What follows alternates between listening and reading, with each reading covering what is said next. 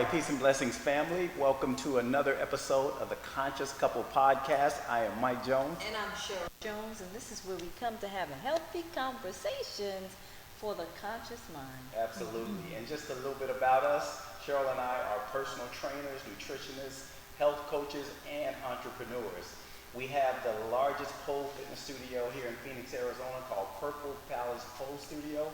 And we have a national fitness brand called Rhythm Rumble Workout, as well as an herbal-based nutrition supplement line called Body Natural Nutrients. We have all the links in the description. If you want more information on either of our business, check out the links below.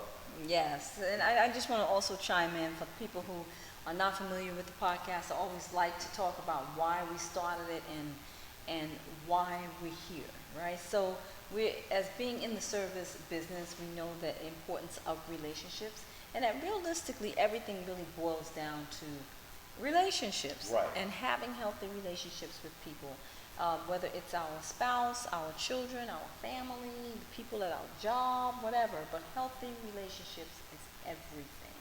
And the healthier, the more quality your relationships, it really shapes the ways in which we show up in the world, not just for ourselves, but for each other. So that was one of the inspirations that we have for this podcast. And, we just wanted to just always talk about why we're here and keep that in mind.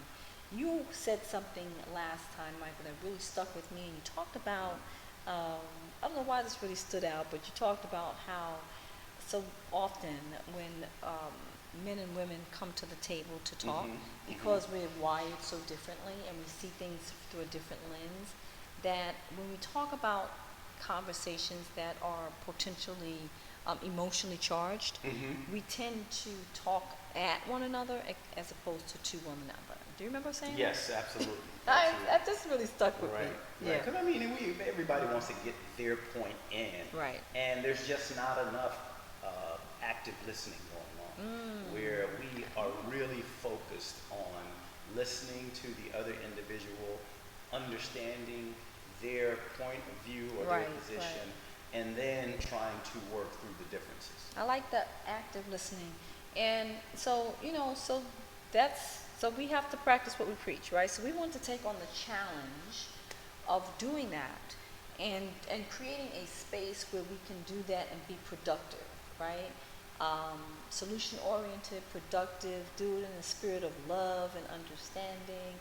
Doesn't mean that we shy away from the issues. We're not about that life, right? We definitely believe in dealing with things head on. That's how we live our life, right? So, we definitely believe in dealing with the issues, but we want to do it in a constructive way. Correct. So with that being said, I know that some issues are more emotionally driven than others, and I think that today's topic is very emotionally charged, and it can be. It can be very emotional because we're talking about money, right? So whenever we talk about money, whether people have a little bit of it or a lot, there seems to be a lot of emotion and anxiety around money, and that emotion and anxiety causes stress, and then that stress affects us in our health in a physical way. So we kind of touched a little bit on that last time, and you were all over that. So I just kind of wanted you to kind of chime in on that. Yeah, just as a reminder, stress can lead to a lot of damaging effects internally. I mean, just for instance, stress definitely breaks down your vascular tissue, your arteries, vascular tissue, and organ tissue. So it can cause damage that way, especially when you're talking about damaging the arteries. It can lead to strokes. And also stress leads to chronic inflammation because of the stress hormones also causes your body to release inflammatory hormones, which creates what's called chronic inflammation. So your body's always responding as if it's being invaded by some type of virus or pathogen, or if it's been injured, or if you sustain an injury. and that's your body's natural response to inflammation. Right.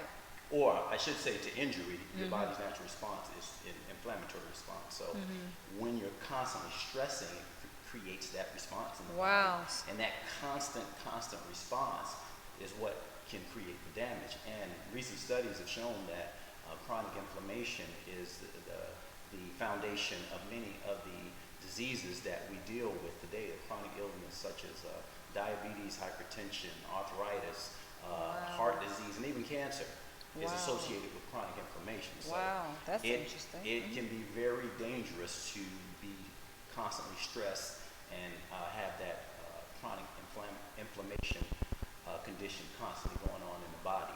Wow, that's deep. And you do agree that doesn't matter, because a lot of people think that, oh, you know, if I could just make a lot of money, then you know, it'll take away my problems. Like, I won't be stressed anymore. Yeah. And I think that's a fallacy. I think that again, whether you have a little bit of money or you have a lot of money, like people with a lot of money, you're still thinking about, oh my gosh, how do I keep it? Right? Right. Who else wants it? Yes.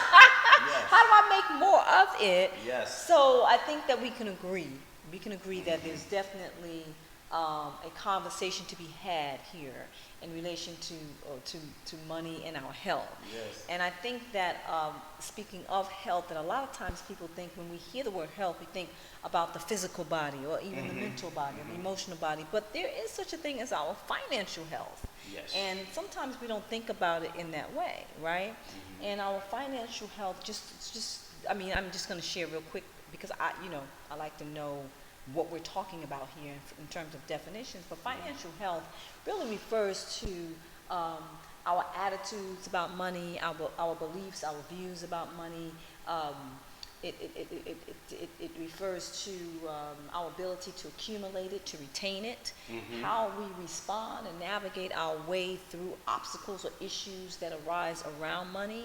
All of these things combined really determines our financial health, and our financial health is directly related to our physical health. Our physical health, Yes. as well as healthy relationships. Right.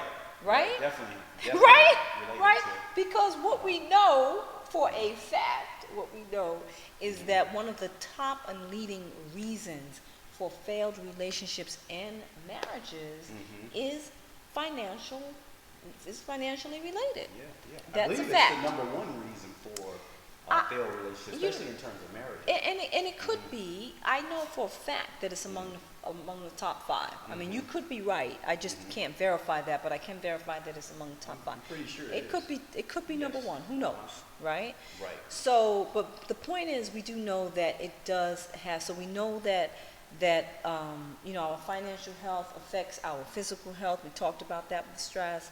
We know that it affects our relationships. Yes. And when we don't have healthy relationships, what does that do? That creates more stress. So now we're looking at one big vicious cycle. Right? So again, I think that is definitely a conversation to be had. And I also want to, I always like to talk about the black fact. And again, if you hadn't listened to our last podcast, the black fact is just basically the fact that we see things and are affected by things, we meaning black people, in a very unique way. Like, there are things in society that can happen that affects everybody. Sure. And we're all affected by it, but there's always, because we have a unique history, a unique path, unique experiences, that it just affects us in a different way. And I refer to that as the black fact. So when it comes to finances and money and all of that, Michael, I think that black people just don't talk enough about money. Like, we're just not comfortable. It's changing. Yes. Right? But we Right, just right. don't talk comfortably and openly about money. And so my first question to you is, first of all, do you agree with that? Absolutely. I Okay, agree I'm with glad you agree with it. So Yes. then my second question is, why is it, Michael, why is it that black people don't want to talk about money. Well, I mean, as you said, in my opinion or understanding, is that, as you said, we have a different historical reality Right. from most other quote-unquote races or culture. Right. And I think one aspect of our historical reality is, I know in the church, money is often referred to as the root of all evil. Deep. And I think there's a conscious and subconscious effect that has had throughout our history. And because of that, I think from the earlier stages in our history here, we didn't Here, talk meaning in about this it. country. In this country, yeah, we didn't talk about it. And I think that tradition or ignorance, I'll even say, when it comes to money and finances, has been passed down. And that's one reason that we haven't addressed it. And I guess another reason would be the fact that we just don't know. We haven't learned enough about money and how it should be addressed. I thought you were going to say because we just haven't had any. That's true. That's true. But that's part of it too. That's part of it. Listen, we haven't had a lot of it, and the struggle has just been to survive. Right. So I guess it's there's uncomfortable. There's a lot of trauma, anxiety, shame, around it. Think about it. We were brought to this country as commodities. I don't want to go into that because that's a whole nother. I think that should be a discussion. Well, that's a good point. I think it should be a discussion in itself. If you got, especially a man struggling to take care of his family, right? For him to sit there and try to tell somebody about money when he really barely knows anything himself, right? What is he going to tell people? Right, Because another thing, which brings up another point, is the education system. Right. Basically teaches us just to be workers and doesn't really teach what it should about money, finances, and those things that are really practical in the world. It really teaches not just practical and puts us in a position of empowerment. Yeah, necessary for empowerment. Empowerment. And the school system, just think about doesn't it. We do didn't, that. It's we not didn't creative. learn that stuff. Right. We just learned really the basics. I mean, they didn't teach us about banking and balancing checkbooks and investment. They didn't teach us about any of that stuff. So true. So we just learned how to be employees. Give a job, be an employee. Right. Workers. Workers. So, workers. And when you talk about the black family, especially with that dynamic, along with the other things that are occurring in society to, hinder us, it creates an interesting dynamic. Where we have what we have now, where there hasn't been enough discussion and enough conversation. But the beauty is now the information is available. Much more available. Yeah. So I'm just going from the historical aspect, but now, because we have information available at our fingertips, those barriers really need to be torn down. And I think that it's happening. I really do. I think that this is changing, and I'm excited about the change, and here's why. And here's why. One, I'm excited about the change, and I think that it's absolutely necessary. And the reason being is because if finance is really one of the leading reasons for relationships failing, right? Logic follows. If we can become more comfortable, and with the whole conversations around money, and just more comfortable in communicating about finance and money, then it can possibly give us an opportunity to save our relationships, to save our marriages Yes, and yes. you know, just to have Right. a better existence, right? Mhm. Coexistence between men and women, black And, men and women in and particular. you know, I'll say again, you know, going back to that religious aspect I Right, talked about. right. That's real. People in, you know, from middle age to a little older, we have to really lose that feeling of That money's bad. that money's bad. That That money's guilt. bad. That Right. guilt feeling Yeah. about talking about money and desiring to get money, have money, Right. because that is, I think, a subconscious narrative that can hinder people also with that feeling like if I'm appearing that I'm greedy or want money, that it's a negative thing or bad for me to talk about it Yes. and Yes. desire and strive. So we gotta really get over We have to those. shift. Yeah, we have to Our shift value system has to because shift. there's nothing Right. wrong. There's nothing wrong with desiring to earn money, to plan or how you're going to get it. Just because you're focused on it doesn't mean you're obsessed with it. You know, Right. so we got to really be And able I to. never believed that. Mhm. I never believed that Yes. that money makes a person bad. I believe that money allows you to really be more of who you are. Yes. Right? Yes. Yes. So, It just so brings out it the just brings it all out. right. You know what I mean? Uh-huh. But you know, but again, I think that's a conversation that needs to be had. So Mhm. I'm up for it, and I say, let's talk about it. Right. Right? Let's talk about it. So that sister, Gwen Guthrie, Mhm. right? She made a song, right? It said, "Ain't nothing going on but the rent," right? She said, "You gotta have a J-O-B if you want to be with me." Yes. TLC said it when they said, "Look, no scrub. They don't want no scrubs," right? Mhm. And you know, we sang these songs. You know, they were like Right. #1 hits. And some men, right, may have found that offensive. Others not so much.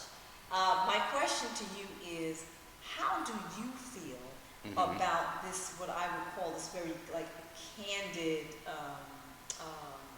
this candid perspective, position, or expectation, I should say, from Mhm. black women about, you know, men relationships Mhm. and the bag, so to speak. Mhm. Like, what is your feeling about it? Well, I personally have no problem with it. I think that it's actually healthy to have a certain level of expectation for men, you know, as it pertains to women. I don't think women should accept men under any circumstances, Right. especially if he has no drive, no motivation, and you know, just no go get it in his spirit. So I think, as I said, a certain level of expectation is healthy, you know, and in the interest of objectivity and balance, you know, that expectation has to be reasonable and rational. Right. It can't be like, I expect you to be a millionaire. Right. You know what I mean? Right. But beyond that, you know, a Healthy expectation. normal level of expectation, I have no problem with it, because we should, as men, I think it's natural,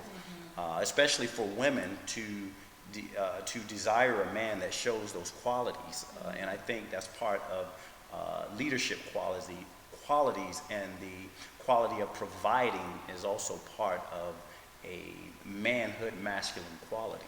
Well, you know, you just said something that just triggered something else as you were speaking. When you said, you know, that you think that it's healthy, you know, for women to put that kind of press on a man, so to speak, within reason. Yeah, within reason. Yes. Ladies. Uh-huh. Within reason. Right. Right. So now I think that that's the reason I bring that up.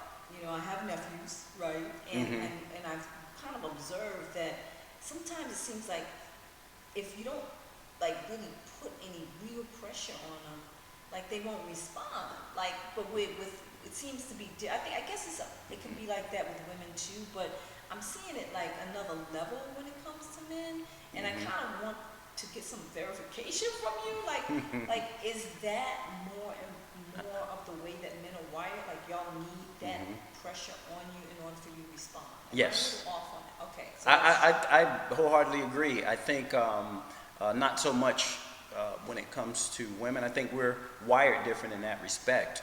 Right. There, that could be with some women, they could respond like that, but I think We- for the most part, women are a little more self-driven Okay. when it comes to the young women growing up versus the young men and how we're raised. Right. If you don't put any responsibility or press, so to speak, on young men, you're headed for disaster. And I've often advised, especially single moms, about that. You gotta start giving that young man some responsibility early, because if you don't, if you just do everything for him and quote unquote coddle him, as we now know it as, you're gonna end up with just a mess on your hands. I think it's really interesting. Yes. I didn't mean to stray, but I just heard that and I'm like, wow, that's really interesting. Yeah. Because I don't think that women necessarily are wired in that way. Yeah, but yeah. Men, so, and for that reason, it really doesn't bother you. Right. And in fact, I don't want to put words in your mouth, but can I say that it almost inspires men to move? Like Yeah, when yeah. a woman has higher expectations from a man, that it kind of inspires him to move. Is that accurate? Yeah, I agree. And let me say, when we're speaking, we're never talking about absolutes. We're talking about, for the most part, this is what you're going to get. Probably, Right. and I'll say in terms of men, probably 9 times out of 10, if you don't create some responsibility or create that character in a young man, 9 times out of 10, what you're going to get is an unproductive young man. Okay, that's good. That's good stuff. Yes. Like listen, I appreciate the honesty, right? So, and regarding just you, I've heard you in the past kind of make reference to examples that you've had growing up, and I'm assuming that that's kind of why, it doesn't bother you. Or let me just ask you in this way. Your perspective, what you just shared, the fact that it doesn't bother you, the fact that you feel like it's healthy for women to press and have those expectations from men, so you're not offended when women talk about ain't nothing going on but the rent, and no romance without finance. That doesn't bother you, but for a younger demographic or young men coming up, do you think they may find that offensive? That's one question. And the other question is, do you think that has to do with the way that you have been raised in your, in your era growing up? Oh, absolutely. So Because it was unpack that. Sure. In my time, of course, it was a different era, so we're talking about a different context in terms of what I saw and what I learned from. In my time, I saw just the examples of men in the neighborhood being providers. Right. There was every man was going to work. Love it. And taking care of their families. Love it. We were just taught that was the expectation of a man through To provide. Verbally as well as through imagery. Psychologically, that was in our head. The man was supposed to provide, and we just kind of grew up in that culture where I also think even in media it was also constantly projected that was the man roles too. If you think of a lot of old shows, it was all geared towards the man being the provider and protector and supporter and all of those things. So as we grew up, that was just the common knowledge, it was the common thing. So by the time we graduated school, it was, okay, we got to do something. Let's go to the military, go to college, or get a job. But it wasn't, but it was those three things we had to do. It wasn't no sitting around. And even my personal experience, I knew like the times after I graduated school, like if I didn't, there was like a period there where I may not have been working. I didn't even feel comfortable dating or approaching a girl. Right.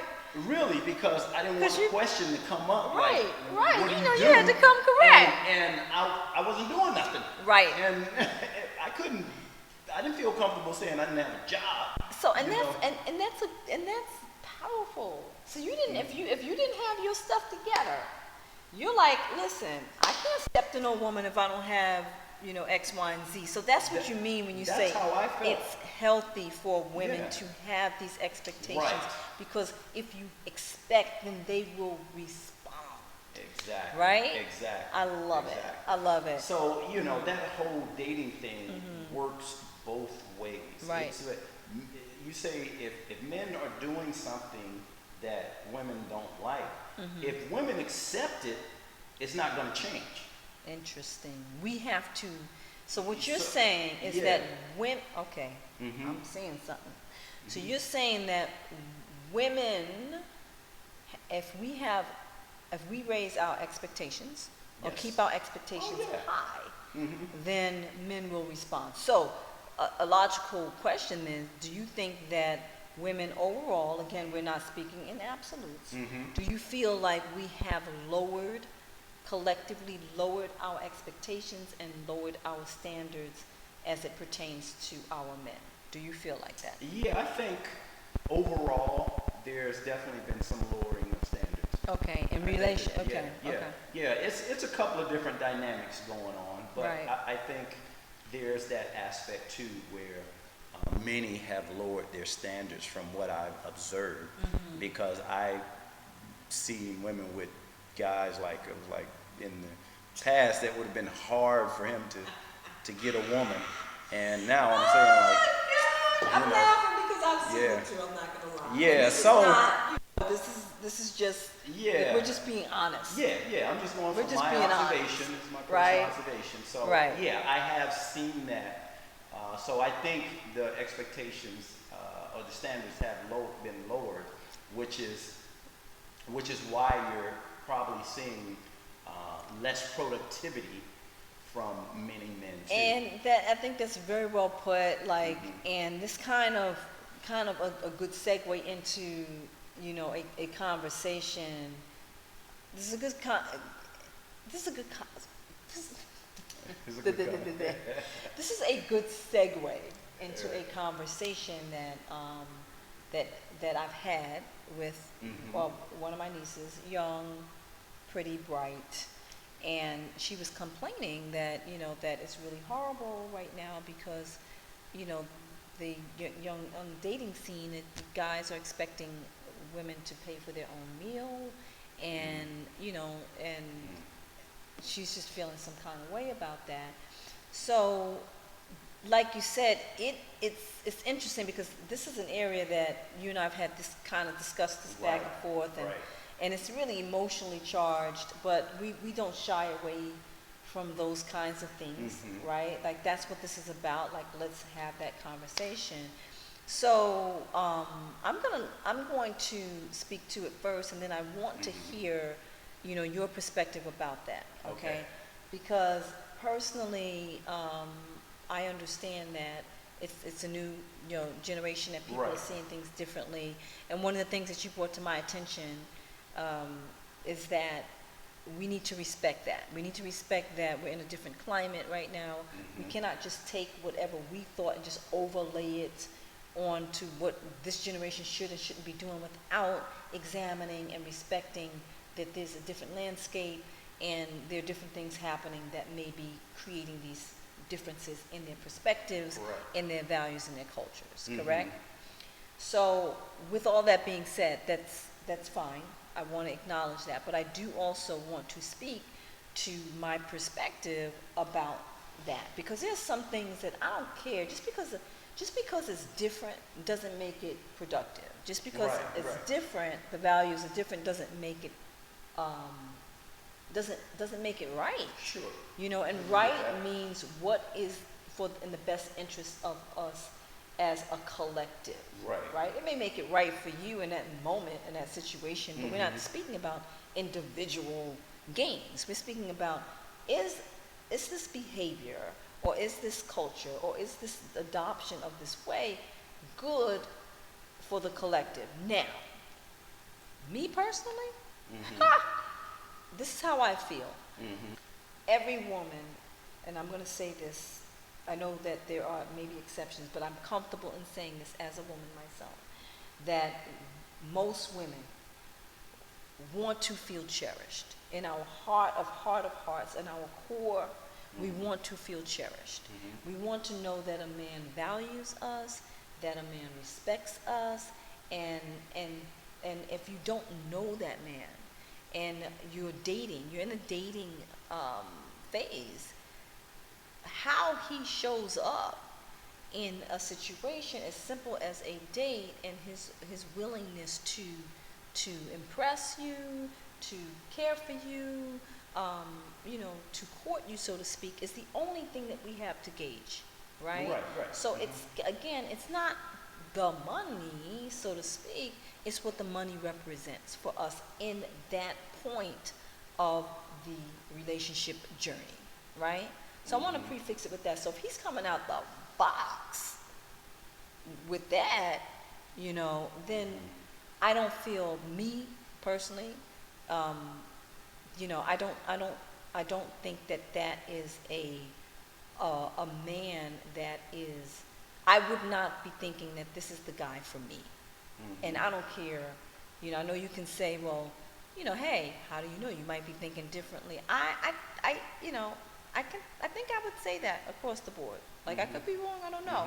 But I think, I don't care what, you can take me and put me 50 years in the future, I think I would say the same thing. Right? Because there's some things that just don't change. Some things don't change. So that's my perspective about that. Now, I do want to leave room for you to share, your perspective. Well, my perspective is, of course, I agree with you in terms of what a woman desires, and coincidentally, a lot of those things you said that a man actually desires too, at the core of his heart and his feelings. Right. Let me just say, I personally, am in line with what you're saying about how a man should lead and demonstrate through taking charge, demonstrating the fact that he has the potential to be a provider, and demonstrating the fact that he's truly interested in when he takes a woman out and making sure he takes care of everything. That's just me, my values, and what I'm traditionally be comfortable with in terms of dating and relationships. Right. However, my caveat when we discussed it earlier was that I understand there's a different dynamic going on in the younger generation, and again, I agree with you in saying it doesn't make it right. Right, because it's different. But it is what it is. So, and there's a different dynamic going on both sides. So, just as you said, the man wants to feel these things too, and doesn't want to be looked at as if he's just a free meal or a dollar sign, which is possible that they could be feeling too. So, I'm just saying that there's a lot of possibilities out there. So, I'm reluctant to say that this whole dynamic or this generation or the way one side is responding is wrong versus trying to look at the entire situation and trying to understand what's going on and what's created. So basically, in a nutshell, I'm saying I don't want to put a blanket indictment on it without knowing all the dynamics of what's going on. However, I agree that it's unproductive. Whatever is causing or creating that dynamic is creating an unproductive environment as it pertains to furthering the progression of the community, the culture, etc. I don't think it's a healthy relationship, to approach dating like that. But I'm hesitant to put blame on either side because I don't know all of the dynamics that's going on. I think I like your response. I think it's fair, and I just want to kind of chime in a little bit on that, and then we'll move to the next thing, right? So, based on what you just said, And again, this has been, we're calm now talking about it, but woo-wee. This has been a really sticky point, for Michael and I, in discussing this issue. But I'm glad that we're here now, where we can kind of, really have this conversation in a really balanced kind of way. But as far as that whole thing is concerned, I do want to do this. I want to acknowledge a couple things. One, I want to bring back, because this is really important what you said, that it is really imperative, women, that we keep our standards high. It's not just for us, but it really helps the two of us. It helps men and women. Men respond to that. If you do not put that pressure on them, they'll be like, oh well. You know what I mean? Like, they're wired differently than we are, right? So I think that was a really important point. I want to bring it back full circle. It's really important. The other thing I want to bring up that you said, I want you to know that I heard you, is when you talked about there's a difference, because it might have went over some people's head, and I'm only saying it not in a disrespectful way, but because you and I have been debating about this point, there are things that we understand that we may not have expressed, right? So basically what you're saying is that right now the climate is different, and in our past debates, you're saying there's a different woman showing up to the table right now, right? There's in a lot of cases. In a lot of cases, not across the board, of course, but just like the young men have a different mindset, you wanted me to understand that young women have a different mindset. Right. You wanted me to understand that, and that's not something that I can argue or debate. Why? Because I hear and see grown women, professional women, referring to themselves regularly, each other, as bitches. Where there was a time when we had women fighting not to be called a bitch, and fighting for men not to call us bitches, and now we're at the point where we're calling each other bitches, right? On a regular. It's like nothing. So for me to say that I don't see a change in our values as women, that would be false. I'm not saying that. I do see there's a difference. What you were trying to make me see is that maybe because a different woman is coming to the table, that is why young men are now responding differently, where they're like,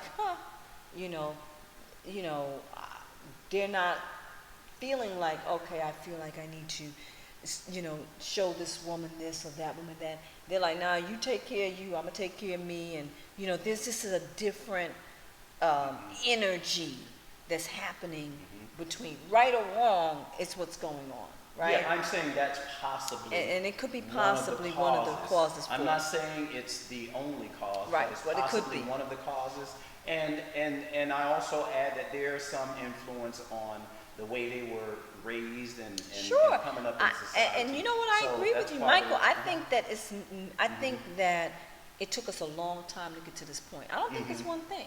I think that this is social media. It could be, the music we've been listening to. Yeah. It could be our parenting. It could be, it could be a combination of things. And then we're definitely not going to solve it today, and we're not going to solve it in this moment. However, I wanted to really at least acknowledge the full scope of it and say that I think that even though we can't solve it right now, there are certain things that we can put in place that really don't take a whole lot for us to begin to change that around. We may not see that change for another decade or two or three, but I think I don't feel like it's a helpless, hopeless situation, and I feel like there are things that we put in place. Now, here's what I think. This is just me. Right? I feel like the first thing that we need to establish, us, the younger generation, is that we are stronger together than we are apart. Like men and women have to agree that we want to be together. And that we want to work through everything, our issues together. If that will is not there and that perspective is not there, then we don't even need to go any further. Right? So we need to somehow realize and see the value in that. And then I think we need to do better prospecting. Like, you mentioned something. You're like, look, Cheryl, this is different. You know, it's not as easy to prospect now probably for the younger generation. They're texting to each other. Mm-hmm. They're not even, it's easier when you're talking and having conversations. Right. They're texting. That's a whole nother thing. Like, Yeah. They're not really getting the depth of communication. So Yeah. how can we then prospect? How do you really know who's showing up? Right. You know, to dinner. And so my response to that Mm-hmm. is, I think that there needs to be a more conversation around how to date in the new age.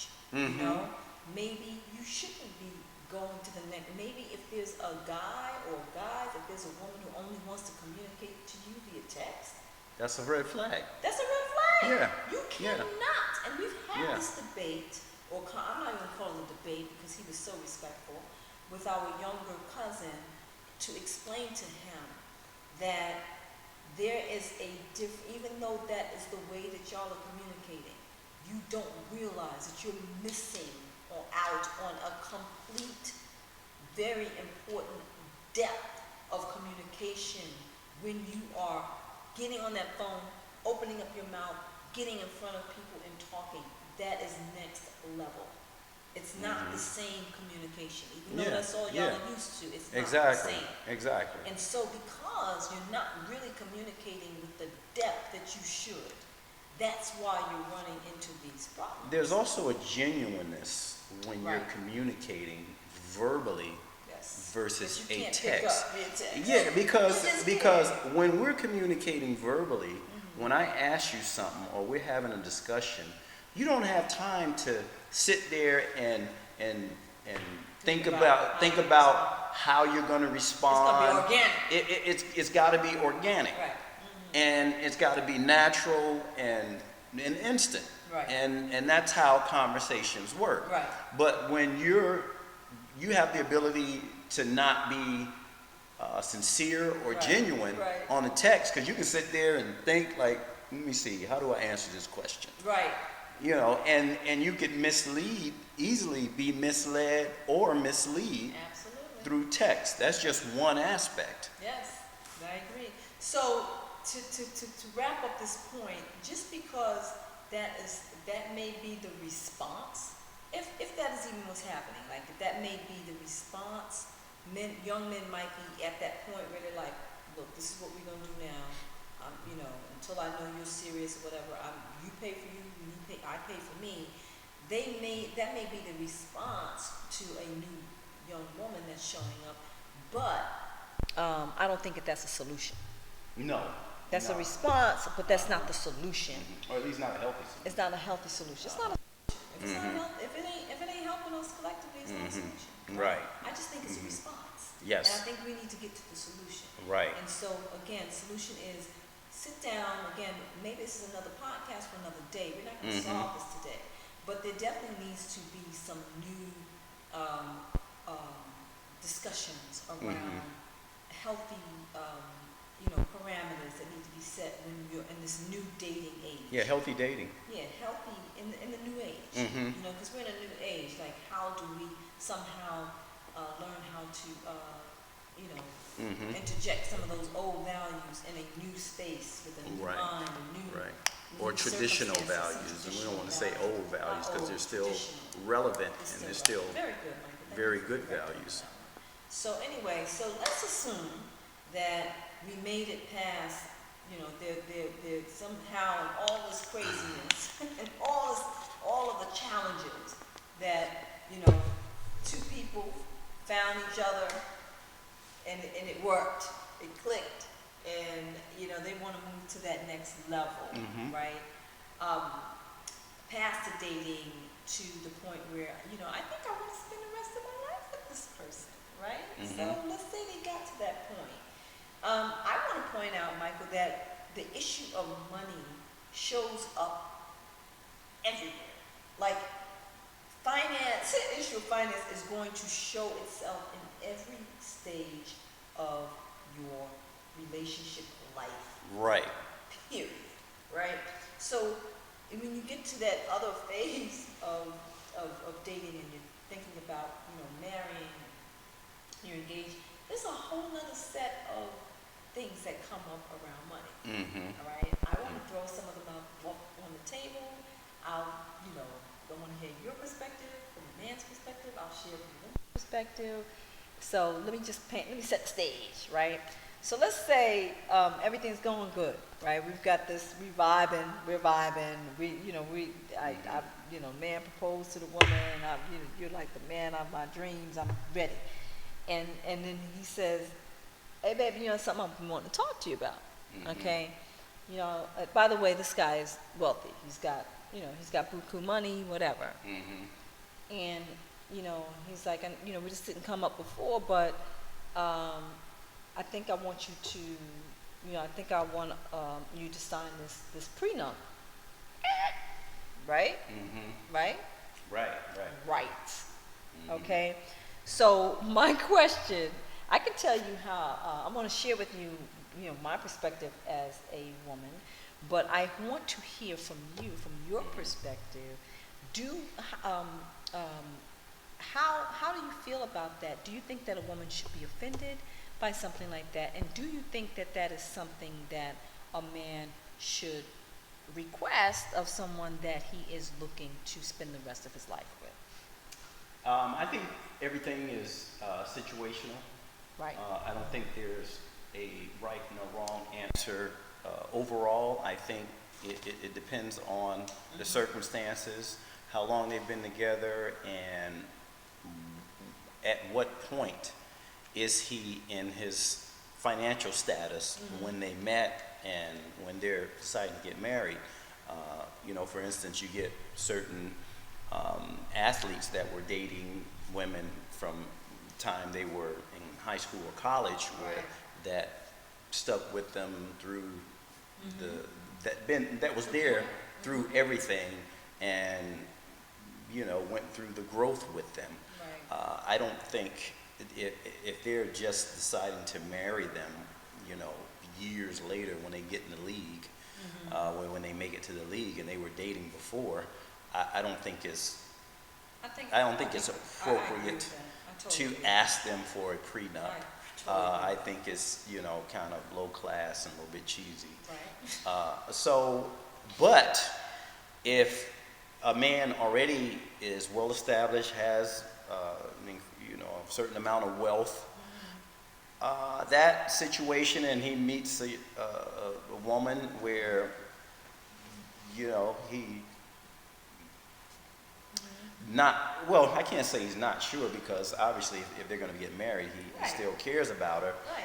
But loves her. But I still think I still wouldn't think there would be anything wrong with asking for it, per se, in his circumstances. With me, I don't think I would. However, I can't say, because I'm not in those circumstances. So I'll never like to say what I would do if I'm not in those circumstances. Probably what I would do is something like this, kind of how that Janet Jackson thing went, where if you're with me a certain amount of time, then that goes out the window. I mean, because let's face it, if a woman, financial situation, I want to say it was if she had to stay, if she was married for a certain amount of time. I want to say it was like 5 years. What did she stay, like 5 years in a day? 5 years in a day, and jetted. Yeah, she got a certain amount of money. Right. So I mean, if a woman is, even if I were wealthy and a woman was with me for, let's say, 8-10 years, I mean, come on, after that, you gotta. So your point would be 8 years, not 5. 5 is not, because Janet Jackson messed that up. Okay, I'll stay 5 years in a day. Yeah, I think 5 years is not long enough. If it's I think 5 years, you can plan 5 years, but True. 10 years, then there's a test of time there. Yeah. So, and usually if you can make it to that point, there's a chance of it being longer lasting. However, to and just to give my complete answer, it all depends on the situation, basically. For me, I would say if it's right in some instances and it's not so right in some instances. It's definitely a touchy subject for most people. Yes. And like you said, we all can say what we would or wouldn't do. But I mean, it goes without saying that we never know what we would do. We always see from what we believe that we would do. Right? Exactly. So personally, I don't think I would be bothered by it.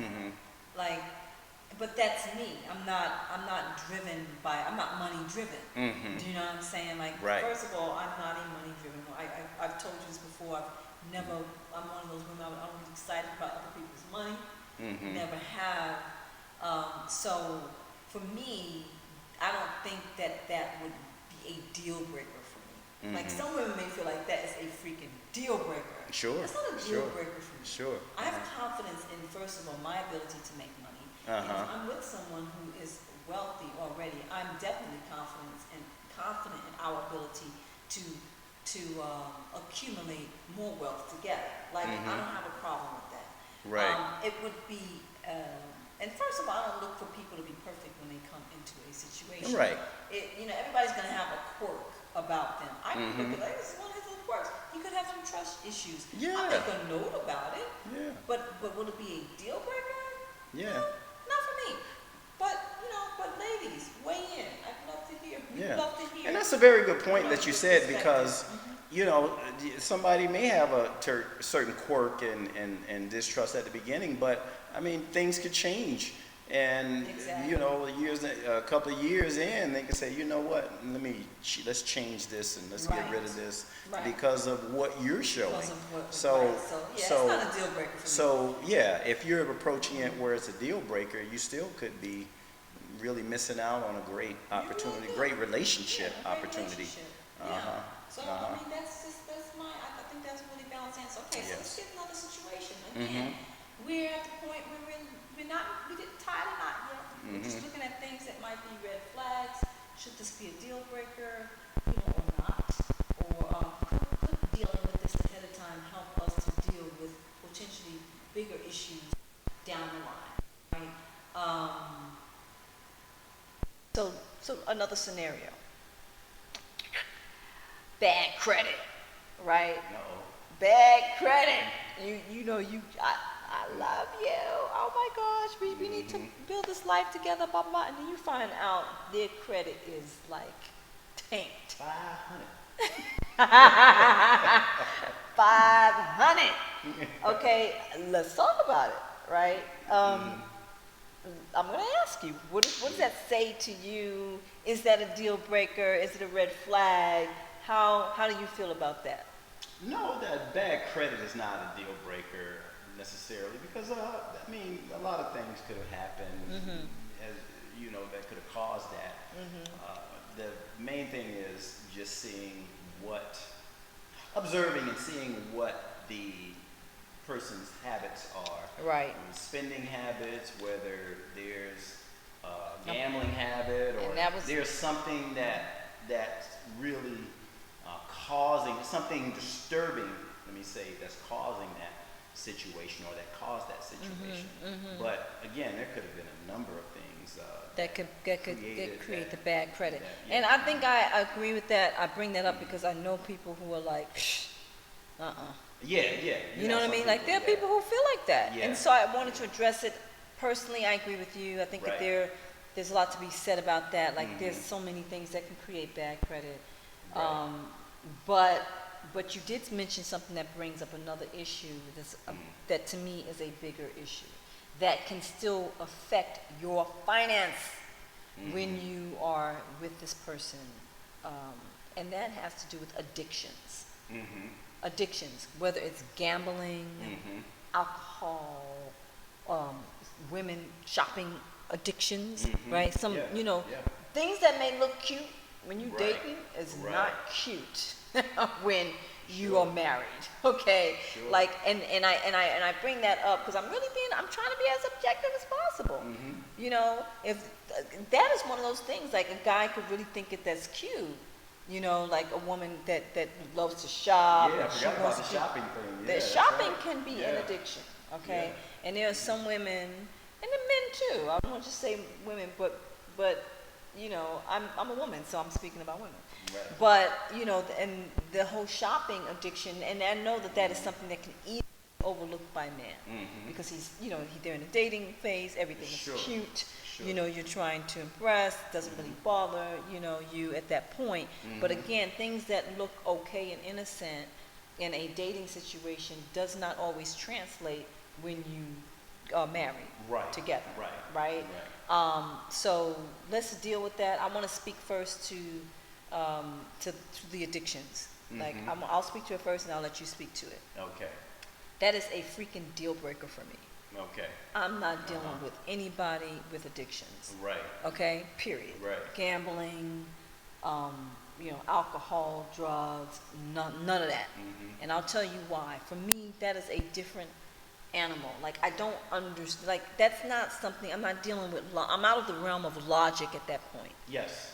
Like, I can put like, and let me prefix it with this. If I'm married to you already, and you develop an addiction during that time, that's different. You know, I'm not gonna bail on you, but I'm not going into a situation with you knowing that you have an addiction that directly affects me every way: emotional health, financial health, physical health, everything. And so I'm not going to take that on willingly, right? Like that's a deal. That is a definite deal breaker for me. The only way that may work is if you are willing to get help. Well, that's what I was going to ask you too.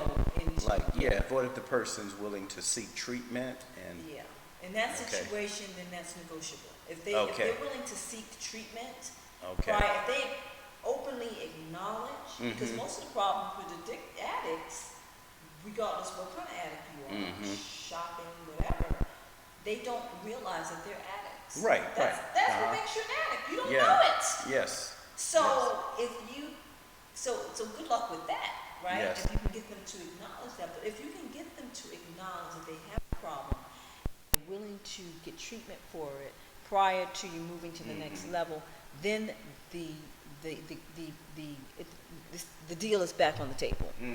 At least, you know, on the table. I'm not saying it's a done deal, but it's back on the table. Right. So I'd love to hear your perspective on that. I kind of mirror your opinion on that. You know, it's a deal breaker unless the person is willing to seek help. You know, I'm pretty empathetic, so I would be willing to work with, you know, the individual if they were genuinely willing and showing that they are trying to help the situation. However, well, let me say this too. If it's drugs, that's that's a deal breaker. If it's specifically if it's drugs. Right. The other addictions. You can deal with shopping addictions. Yeah, you can deal with gambling. Gambling addiction. Can you deal with shopping, alcohol? Probably even alcohol. But hard stuff. You can't do the hard stuff. Drugs, you can't do the hard stuff. Yeah, I can't do the drugs. It's a different level. You think it's next level? You don't think alcohol? Alcohol is pretty serious. Alcohol is pretty serious. Alcohol is pretty serious, but not quite as bad as the drugs, as the hardcore drugs. So I probably, and I'm not saying that I would, you know, because I have some reservations about that too.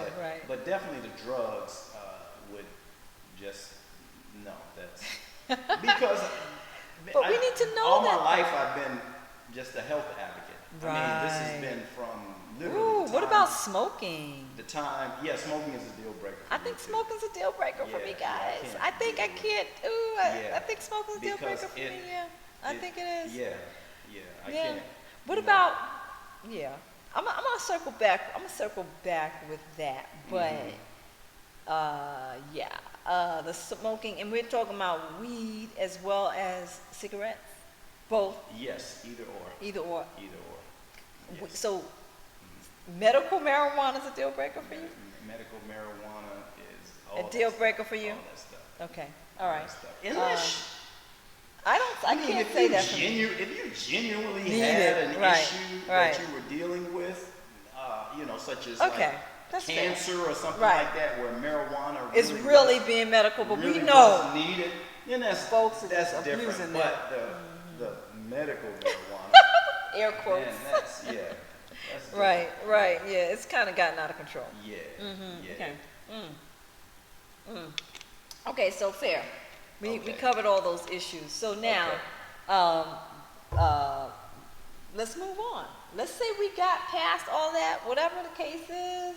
You know, the bad credit. Look, that's not a problem. The shopping addictions. We got through all of those stuff, and we married. Right? We went and we tied the knot. We're married. Again, understand that finance is going to show up all the time, right? Throughout your whole relationship journey. And when you get to that point where you are actually married, that's a whole nother set of financial issues, questions, and things that come up that you probably maybe didn't even think about before. And then you're here and you're like, okay, how do I? So just want to touch on a couple of things, okay? So the first question is, in a marriage, let's say you have a partner who is not really responsible with money. You know, it's kind of careless or whatever. But insists on handling the money. How do you handle that? Well, if you truly realize that the partner is irresponsible, then you are going to have to take charge. Right. Because you'd be crazy to sit there and see a problem and see a disaster happening and not I agree with take that. action. I agree with that. So whether they like it or it creates an issue or argument, Right. so be it. Something has to be done. You just can't not do anything. Well, let me ask you another way. And because, and again, these are just hypotheticals, and I just want you to weigh in.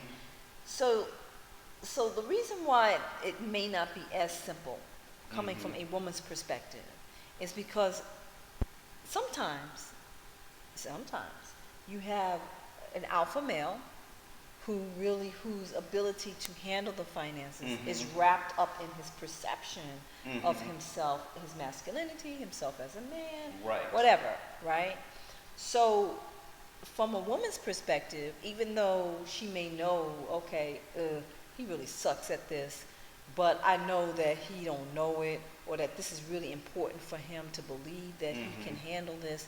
How do you recommend a woman approach that scenario?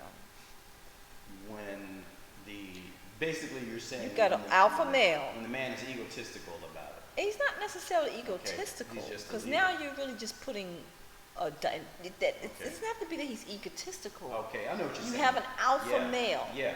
who is used to handling finances, Right, and a leader. who is a leader whose identity is wrapped up into his ability to handle the finances, but he really isn't that good at it. Or the woman really doesn't like the way he's handling it, but she doesn't want to step on his toes. She doesn't want to, she doesn't want him to be offended by it, but it does need to be addressed. And he really doesn't have a realistic view of how he's handling finances. How do you recommend that woman approach that situation? Well, I don't think if that's the scenario, I don't think there's no easy or But what's the best? non-confrontational way to approach it. You can just be as respectful as you can, and say, hey, I was looking at our budget and our bills. I just wanted to make sure that X, Y, Z was on time and taken care of. So if I can help you out, if maybe you got a lot on your plate, and I know you got a lot on your plate, I can help you out in handling some of this stuff. But just So you that's know, very be diplomatic. respectful. Yeah, So you're saying, good point. Be yeah, diplomatic. you're saying be And, diplomatic. So you're saying yeah. if we just went at them like hard, like if we were just direct, because some women, you know, that's a skill. What you just did is a Yeah. skill. You know, Yes. that's diplomacy. Yeah. Diplomacy is not something that every woman is not have the patience, the ability, or even the Well, desire to tiptoe around. Based on the scenario, Yeah. you know, I that's what I would recommend. Right. Being more diplomatic. If you have an in the alpha male, approach. if you In have the an alpha approach. male, don't Yes. just come straight at him Yes. like you suck. Right. Right. Because then he's going to, right? Mhm. He's Yes. going to push back. Right. Right. So just be as diplomatic and respectful as possible. Mm-hmm. So how does one decide then who handles the finances in a marriage? Yeah, I mean, I think it's I think it's kind of organic how it happens. You know, who's naturally better at, I guess for lack of a better way of saying it, straightforward, deal with it, better at dealing with it and What if both people? managing the finances. Okay, Both people, are good at it. yeah. Do you feel like? Well, you kind of decide on who's going to do it. Do you feel like that's a conversation that should happen? Do you feel like it should be an organic kind of thing, or do you feel like there's something that when people are going into the marriage that they should have a conversation about it and just establish what you're going to handle and what I'm going to handle? It's probably best to have a conversation. Okay. That's probably the ideal way to do it. Okay. Uh-huh. Okay. Yeah. All right. So do you feel like in a marriage, again, we're in a marriage, do you feel like spouses should have separate bank accounts in a marriage? That's another question. It all depends on the relationship and you know what their preferences are. I think it can work.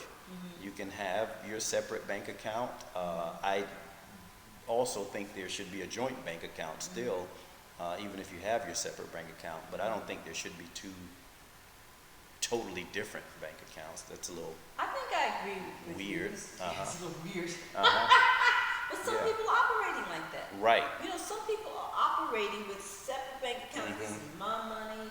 This is your money. And so I guess that leads that kind of. So my question to you is, can you have a successful and healthy relationship with two separate, with two separate bank accounts, like without joining your money, if you're not willing to join the money, the bag, so to speak, Mm-hmm. can it work? I'm just asking. Yeah, I mean, I think so. What do you think? I don't. I think so. You don't think so? No, I don't. I think that, like you said, and let me clarify this. Mm-hmm. I think that releasing of that again, it's not so much the money Mm-hmm. as much as it is the trust. Do you know what I'm saying? Like, I think that it represents a certain level of trust and working together. What is the purpose of a marriage if you're not building something Right. together? Right, I agree. I mean, you said, can it work? And, I think there's circumstances where it can work. I don't think it's the best case scenario. Yeah, I don't think it's the best case scenario. Or, like I said, I think it's a little weird, a little strange. But I think there's circumstances where it can work, but I wouldn't recommend it. I think that in a situation, and this is just me, and if there's anybody out there where it does work or has worked, or they feel like they have a really healthy relationship, even though they have their own separate money, you have your own separate money, and there's no joint bank account, I'd love to hear how that's working. I mean, I'd love to hear how that's working, because I don't know. I think that the money and the joining of your willingness to come together around money is huge. Because as far as I'm concerned, what purpose, when you talk about marriage, and when you talk about two people coming together, you're coming together as one. Right. And you're coming together to build another entity together. That entity being the two of you together. You can, doesn't mean that you totally give up your own individuality, whatever. Like, there's some people who may still have their own bank account, Okay. the other person has their own bank account. But if you don't have a joint bank account, then that's like, what are you doing? Right. I mean, like, what's going on? Like, I mean, that's just me. That's how I, No, I agree. yeah, I agree. yeah. I think that you gotta go ahead and be willing to let that go. And there's some situations where, when people work, like they may have their own, job where they're used to the money going into their own, Right. whatever. I get that, but I think it is really important when two people come together Sure. that they're willing to join their forces with their finances. Sure. That's just my personal opinion. Agree? Agree. So, the last question, and before we wrap this up, is in the marriage, do you feel like there needs to be total like financial transparency, or do you feel like not so much? Like, what is your position on that? Well, yeah, I mean, in the marriage, definitely. You always need to know what's going on with your financial situation in both parties. So, yeah, I definitely think there should be total financial transparency. I mean, I think that's the foundation of the marriage is when you're sharing. Of course, the finances are included. I don't think there should be any secrecy in terms of accounts or Right. investments or whatever. I don't think there should be. So the reason I'm asking, okay, now the reason I ask that is because, like, you have, well, let me just tell you what my position is, right? Sure. I agree with you. I think that there should be financial transparency, but I guess I wasn't clear about what I meant. Like, so do you feel like every purchase you make, should be transparent to the spouse, or do you feel like that's that? where I don't necessarily. Right. I don't think you need to report every purchase. I think that gets, in my opinion, that's a bit much. Obviously, if it's you're going to get a car or something like that, or a large purchase, then okay. I mean, you're talking about a big investment. But no, I don't think small purchases or purchases that are So you and I guess that's small relative. purchases. It's relative, right? And it depends on where you are financially. If you're at a point where you're struggling, I guess, Everything or things matters, are tight, yeah. where everything matters, then yeah, maybe so. But that's under interesting. under normal circumstances, and you're okay, and the marriage is financially decent Sound, right. or sound, I don't think there's a need to I report think basic, that's basic interesting purchases. what you just said. So basically, I think we're on the same page. Again, we always like people to weigh in. Right. I agree with you. I think that financial transparency is really important. However, personally, I don't feel like every little thing that a spouse does needs to be hawked, looked Yeah. at, or disclosed. Right. I mean, that's just me personally. But I do agree with you that I feel like there needs to be an amount Yeah. that two people agree on. Because some things are obvious. If you're buying a house, if you're buying a car, Yeah. Big things, big investments that you Right. make, there should not be, that should be like disclosed. Yeah, right? yeah, that's a given. Yeah. That's a given. But it's all relative as opposed to, regarding what we consider to be a lot. Like to some people, 5,000 is nothing, right? But to some people, like 5,000 is like, that's $5,000. Hello? Yeah. Can we talk about this? Right? So Yeah. do you agree that that there needs to be a conversation maybe? If we really, again, I know you said that a lot of stuff is organic, but that's the problem.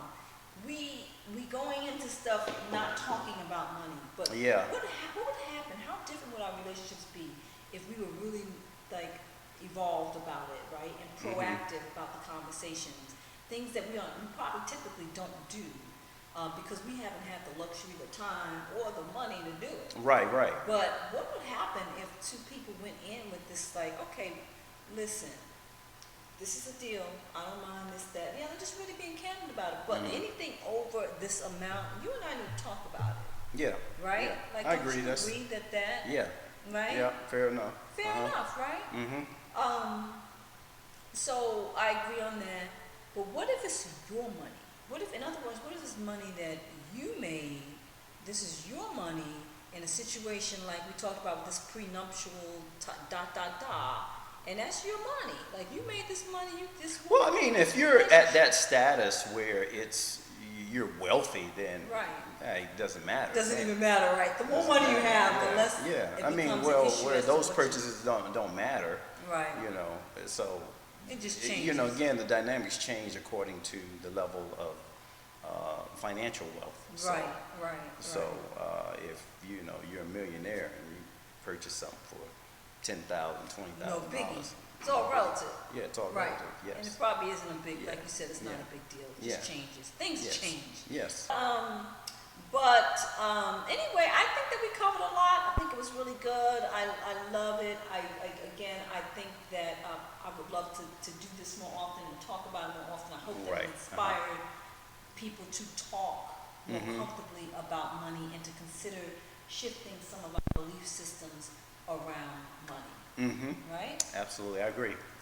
I agree. So again, this has been another episode. If you like what you hear or want to hear more or you want to get involved in a conversation, we ask that you subscribe and share. Right. Like, Absolutely. subscribe, and share. My name is Cheryl Jones. And I am Mike Jones. And this is the Conscious Couple Podcast. And we will see you on the next episode. All right. Peace and blessings. Okay. Family. Peace.